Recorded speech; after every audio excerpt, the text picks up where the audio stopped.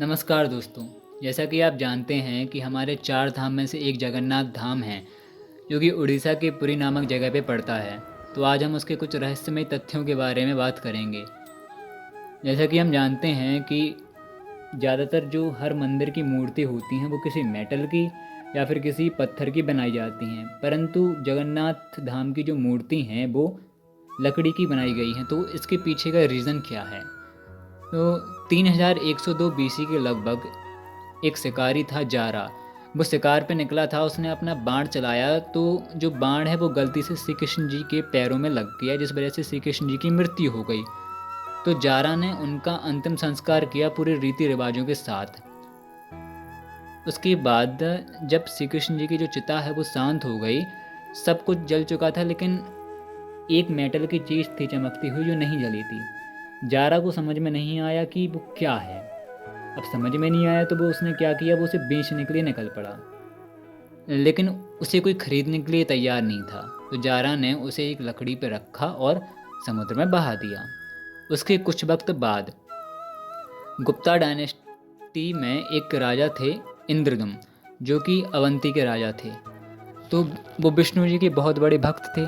तो विष्णु जी उस राजा के स्वप्न में आए और उस राजा से कहा कि तुम एक नदी में जाओ, उस नदी में तुम्हें एक तना मिलेगा, जिस तने पे तुम्हें मैं मिलूँगा। तो राजा देरी ना करते हुए अगले दिन ही उस नदी में गया।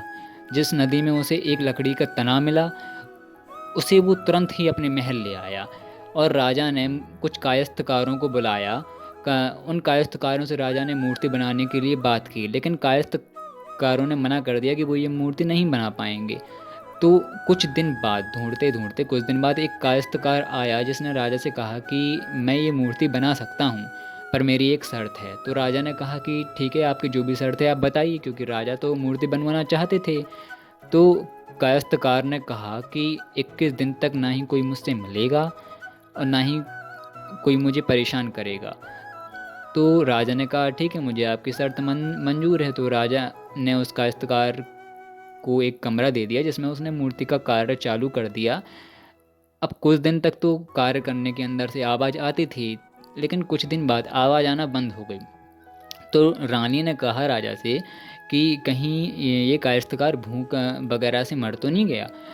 और रानी की जिद के कारण राजा को वो द्वार खुलवाना पड़ा। राजा ने जैसे ही द्वार खुलवाया तो अंदर कायस्थकार नहीं था, लेकिन रानी को वो 3 मूर्तियाँ दिखीं, जिनमें से एक मूर्ति भगवान जगन्नाथ की थी, दूसरी मूर्ति उनके भाई बालभद्र की थी और तीसरी मूर्ति सुभद्रा जी की थी, जो कि उनकी बहन थी। अब रीज़न ये है, इनको लकड़ी का इसलिए बनवाया गया क्योंकि जो मेटल का जो हार्ट था उससे एनर्जी ट्रांसफॉर्म होती थी। अब जैसे कि हम जानते हैं कि जो मेटल और स्टोन होता है वो गुड कंडक्टर ऑफ इलेक्ट्रिसिटी होती है, और जो वुड होती है वो बैड कंडक्टर ऑफ इलेक्ट्रिसिटी होती है। इसी कारण से जो मूर्ति है उसे वुड का बनवाया गया, लकड़ी का बनवाया गया। अब जो मूर्ति है वो हर 12 साल में बदली जाती है। इसके पीछे भी एक कारण है। जो लकड़ी होती होती है वो डिप्लेटेड हो जाती है, क्षय हो जाती है, उसके ख़राब होने का डर होता है। इस वजह से उस मूर्ति को हर 12 साल में बदला जाता है।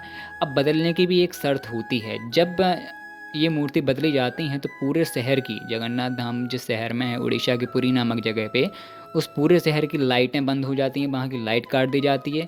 और जो वहाँ का मेन पुजारी होता है वो उस हर्ट को एक मूर्ति से निकाल के दूसरी मूर्ति में लगाता है, लेकिन जो पुजारी होता है उसकी आंखें बंद होती हैं और उसके हाथ में ग्लव्स होते हैं, जिससे वो उस हार्ट को निकाल के दूसरे में लगाता है। अब जो मेटल का हार्ट था उसे कोई देख नहीं सकता था। माना जाता है कि जो व्यक्ति उसे आँख खोल के देखेगा उसकी तुरंत ही मृत्यु हो जाएगी।